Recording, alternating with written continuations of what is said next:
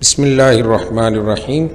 مولوی عبدالحق، پیدائش 1870 اور وفات 1962، یعنی 1870 پیدائش کا سال ہے اور وفات کا سال 1962۔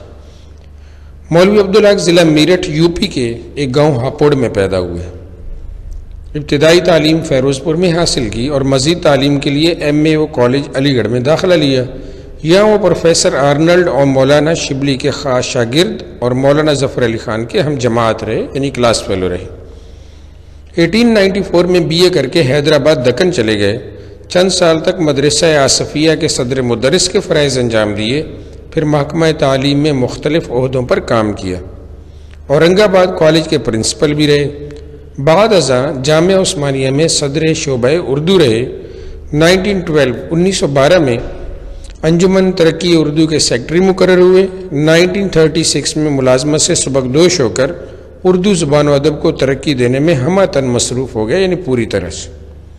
1949 میں پاکستان آ گئے۔ 1961 تک انجمن ترقی اردو پاکستان کے صدر رہے۔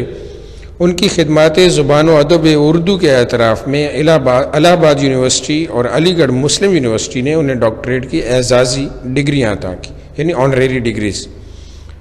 مولوی عبدالحق ایک بلند پایہ محقق و نقاد، ماہر لغت نگار اور عمدہ انشا پرداز تھے۔ محقق مطلب ریسرچ کرنے والا، نقاد کریٹک، ماہر لغت نگار مطلب ڈکشنری مرتب کی انہوں نے اردو میں، اور عمدہ انشا پرداز یعنی بہترین گویا ایک طرح سے مضمون نگار تھے۔ انہوں نے اردو زبان و ادب کی ترقی و ترویج کے لیے پوری عمر جاں فشانی سے کام کیا۔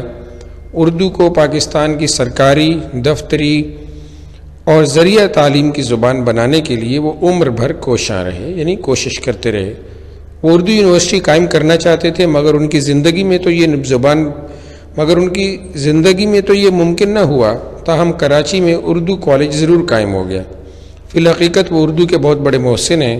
ان کی ناقابل فراموش خدمات کے پیش نظر انہیں بابائے اردو کا لقب ملا۔ ان کا ادبی اسلوب صاف، سادہ اور دلکش ہے۔ انہوں نے لغت تیار کیا، لیکن ان کا سب سے خوبصورت کام ان کے خاکے ہیں، جن میں ایسی خوبیاں ہیں کہ ہر پڑھنے والا متاثر ہوتا ہے۔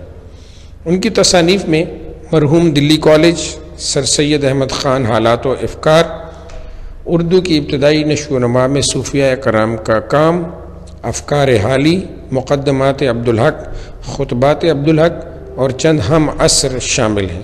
یہ جو چند ہم عصر کتاب لاسٹ میں لکھی گئی ہے، یہ اصل میں ان کی خاکوں کی کتاب ہے، جس میں انہوں نے اپنے زمانے کی مشہور شخصیات کے خاکے جو ہیں وہ تحریر کیے ہیں، جو کہ بعد میں خود بذات خود جو ہے وہ ادب کی دنیا میں بہت بڑا نام بنے ہیں۔ یہ خاکے یعنی یہ کتاب بہت بڑا ادبی مقام رکھتی ہے اردو ادب میں، جس کا نام چند ہم عصر ہے۔